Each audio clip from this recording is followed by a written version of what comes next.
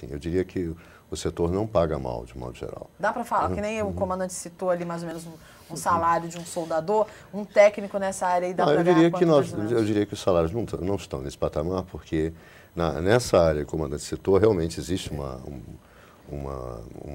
é que a gente chama carência, é uma carência, né? Foi uma explosão da Em inglês é o backlog, né? né? Backlog. Mas a carência realmente, porque você não tem, exatamente esse é o caso, você tem muita oferta. Mas dá para ser um bom salário também. Com certeza. Você dentro tem da média muito do que boas é oferecido oportunidades. hoje no Brasil. Porque o crescimento dele foi mais progressivo. O que foi a construção naval, que houve uma explosão. Nós já fomos o terceiro construtor naval do mundo, ou o segundo talvez, e de repente fomos a zero. Exatamente. E agora Tá o Brasil ou constrói navio ou vai a pique. Bom. E agora na área de petróleo? Tem aí o pré-sal, né, que está provocando aí essa revolução também, né, na economia. Também tem a carência de mão de obra nessa área? Tem. E eu diria que é um pouco pior. Ele é um mesmo. pouco pior porque, como muito bem observado pelo comandante Tito, o Brasil se tornou um player na área de petróleo, pelo menos a nível mundial, a partir de 2000. Então, nós estamos com 10 anos, né? E esses 10 anos, evidentemente, que a gente também não pode culpar só o governo, né? Eu acho que não existe uma política pública. Primeiro, nós não temos uma política pública, tá? Mas também o que voltou também foi alguns interesses, tá? Dentro do nosso segmento, nós caímos na mesma vala comum de ausência de profissionais e de uma demanda muito forte. Hoje, para você... O Brasil ele tem, né, uma legislação extremamente protetora com relação ao emprego no Brasil. Por exemplo, quando nós trazemos uma embarcação para operar no Brasil, que ela é estrangeira, nós somos obrigados a colocar X percentuais de brasileiro para atender essa embarcação. Só que, invariavelmente, você não consegue atender porque você não tem profissionais à altura. Então, você é obrigado a atender a legislação, senão você é multado, o teu barco é proibido de operar, apesar de toda a cadeia, seja o Ministério do Trabalho, seja a Marinha, seja a Anvisa, seja a Polícia Federal, todo mundo sabe que não existe. Então, você, às vezes, tem que fazer criar algumas situações e estabelecer alguns mecanismos que você cubra essa deficiência. Tá? Então, Quais são os tipos de profissionais que existem mais vagas à disposição, à espera deles? Olha, existe dois que são extremamente problemáticos. Um, que é uma profissão que para nós seria fácil, só o que é que falta é o inglês, que é o taifeiro, tá? É o cozinheiro. É o marinheiro de convés, o cara que vai fazer... Exatamente, você não tem. O cozinheiro de embarcação, então, ele tem que falar inglês. Nós temos muito cearense que cozinha muito bem, inclusive eu cozinho bem, mas não falo inglês, apesar de trabalhar numa empresa que o idioma que eu convivo todo dia é o inglês, mas eu não aprendo inglês. Eu tenho uma pessoa, que é a minha assistente, que, inclusive, no evento que eu fui hoje, que me salva, né? Agora, deixa eu te perguntar uma coisa. Então, é o taifeiro, é o cozinheiro são vários. Na realidade, são 22 cargos que nós não conseguimos atender, do oficial até o mais humilde, que é o taifeiro, que hoje tem um salário de 22, que faça 22 dias embarcado e 22 em terra, em torno de uns R$ 2.800 por mês. Então preste atenção, você que cozinha bem, está desempregado, vá fazer um curso de inglês. Tem que fazer. Imediatamente, porque você já está garantindo um salário de no mínimo R$ 2.800. Com certeza. É só procurar o meu e-mail que nós teremos aonde colocar. E aqui nós temos mais 22 oportunidades. Por exemplo, além do cozinheiro, qual outra nós temos carência? o oficial, temos o suboficial,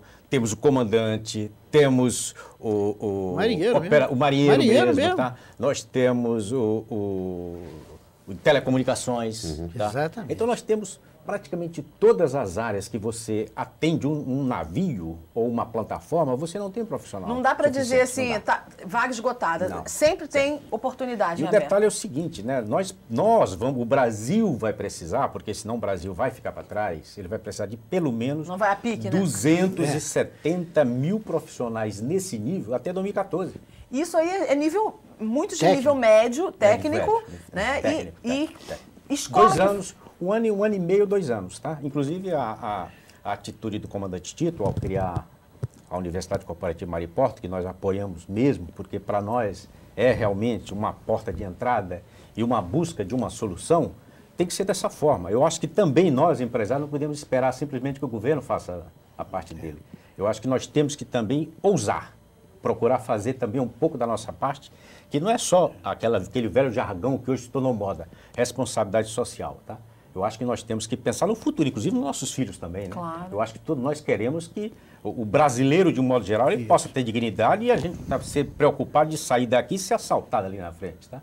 Eu acho que essa é a função nossa como empresários, nós que temos o poder de caneta e de tentar fazer alguma coisa diferente, tá? Bom, nós vamos fazer mais um intervalo do nosso programa, mas pode ter certeza, acredito que esse bloco que falou de oportunidade de emprego, de qualificação profissional, tenho certeza que te chamou a atenção. Nós vamos depois falar mais sobre esse assunto.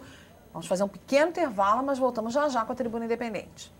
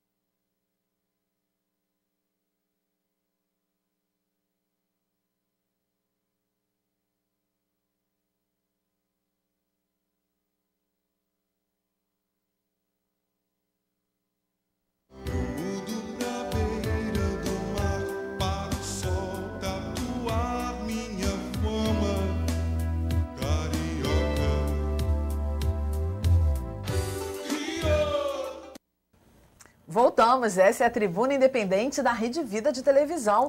Quero agradecer mais uma vez a você de casa pelo prestígio, pelo carinho da sua audiência. Você que sempre manda seu recadinho pelo e-mail que você vê aí abaixo do meu nome. Gosto muito de saber, né, da sua opinião, gosto das suas críticas, das suas sugestões, são muito bem-vindas. Na medida do possível eu vou respondendo, eu mesma aqui acesso.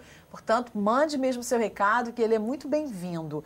E na medida em que vocês forem fazendo sugestões, pode ter certeza que a gente está analisando e assim que possível nós vamos atender aí a sua sugestão de tema para a Tribuna Independente. E hoje, antes de eu continuar com o programa de hoje, eu tenho mais abraços para mandar. Agora, o nosso querido Nestor Rolim, que é companheiro aqui da Rede Vida, ele pede para mandar um abraço para a Fátima e para o Rony Rolim, eles que moram na Ilha do Governador, aqui no Rio de Janeiro. Então, aquele abraço carinhoso para vocês. Voltando então ao tema do programa de hoje, estamos falando sobre as oportunidades geradas pelos grandes investimentos e empreendimentos que estão acontecendo aqui no Rio de Janeiro. O Rio que se prepara para os eventos esportivos, Copa do Mundo, Jogos Olímpicos, investimentos em infraestrutura acontecendo, o pré-sal aí também na ordem do dia. Como os setores, os diversos setores da economia estão se preparando para poder aproveitar as oportunidades geradas e não perder o bonde da história. Né? Nosso convidado de hoje é Milton Tito, diretor do Sindicato das Agências de Navegação Marítima, o SINDARRIO. Recebemos também o Alexandre Tosoni, que é diretor da Associação Brasileira de Telecomunicações, a Telecom, e ainda o José Nelson Freitas, que é empresário do setor de petróleo. Tito, tenho certeza que no bloco anterior, quando falamos das oportunidades, né, de vagas de emprego, assim, acho que o povo entende mais, porque é um assunto que realmente preocupa muito a nossa população, trabalho. E quando falamos tanto em desemprego, nós estamos aqui ouvindo os três setores aqui representados pelos nossos convidados falarem que há oferta, sim, e muita, há uma carência enorme de mão de obra especializada. Estamos no ano de eleições, Tito. Que recado você daria para os nossos candidatos com relação à qualificação profissional, com relação ao ensino técnico, principalmente voltado para a sua área? Eu penso que é preciso, ouve-se falar muito em véspera de eleição, em educação, que a educação está deficiente, etc. Depois que termina a eleição, a educação está boa, né? O que não é bem verdade. O que eu penso que temos que incentivar as escolas técnicas, profissionais, de formação de técnicos. Acabar com esta mentalidade que eu acho que vem da colonização portuguesa, né? Do bacharelato, do diploma, né? Meu filho tem de ser doutor, ele, né? Certo? Não precisamos de técnicos, gente capaz de realizar, de fazer, de entender, de ser o elo de ligação entre o engenheiro e o executor. Este elo que está faltando no Brasil, certo? E na área marítima, este elo é importantíssimo, porque a Marinha forma com razoável qualidade, razoável não, com uma boa qualidade, o pessoal de bordo, que trabalha no navio. Mas as pessoas ou as atividades que suprem essa atividade, que dão suporte à atividade do navio, é que nós somos deficientes. E então as escolas técnicas têm de se voltar para isto. O mar é a estrada do Brasil.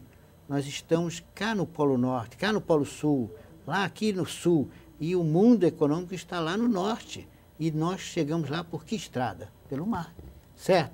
Usando o nosso Inmarsat, né? Para se falar entre os navios, né?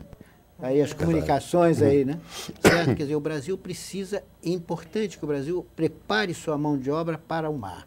Nós hoje exportamos apenas 4% da nossa exportação é feita por navios de bandeira brasileira. Isto significa um desbalanço no nosso balanço de pagamento, que é a segunda verba, vamos dizer assim, do nosso balanço de pagamento. O gasto do Brasil em aluguel de navios, porque nós não temos navio para transportar. E o Brasil só exporta pelo mar. 90% da sua exportação é pelo mar. É o petróleo brasileiro está onde? 90% está no mar. Temos de buscar de quê? De navio. Não adianta. É uma inexorabilidade, eu diria assim, para usar uma palavra bonita, né? O Brasil é ligado ao mar, ele depende do mar. E aí nós temos de formar esta nossa juventude, tem de entender isto. Não precisa ter diploma de faculdade, é preciso saber fazer. Hoje nós não contratamos braços, hoje se contrata cérebros. Hoje o torneiro, o fresador, trabalha no computador. Ele não trabalha mais no torno. Meu pai era relojoeiro, ele fazia eixos finíssimos, certo? Hoje ele não faz mais, hoje é no computador. Ele introduz no computador a informação, correto? Controle médico. Né? E o computador, então, executa a operação dele. É essa visão que nossos setores de ensino têm de ter. Esta visão objetiva. Isso aí, isso como nós está comentando, na verdade, inclusive, era um dos focos, né, do ex-secretário de Ciência e Tecnologia do Estado, Alexandre Cardoso. Ele falava muito em capacitação profissional, ou seja, não é nem você buscar um nível de tecnólogo, porque o tecnólogo em telecomunicações, ou em máquinas e motores, ou em estradas, edificações, ele tem uma aplicação, né, cadeia de negócios, que ela está mais voltada para a implantação, a execução das implantações, do ponto de vista da execução, da operacionalização em si. Mas o que normalmente se precisa nessa área é pessoal com capacitação profissional mesmo. É quando você se disser um soldador, você ser um soldador, você ser um torneiro mecânico. E cheio de orgulho dizer isso, porque... E não um colador de metal, ser um soldador, exatamente, não um colador de metal. Então, uma das iniciativas que o Alexandre Cardoso teve aqui no Rio de Janeiro foi de criar centros de capacitação profissional, né? Então, você tem alguns centros de capacitação que foi possível montar até então. Mas eu acho, por exemplo, que nessa linha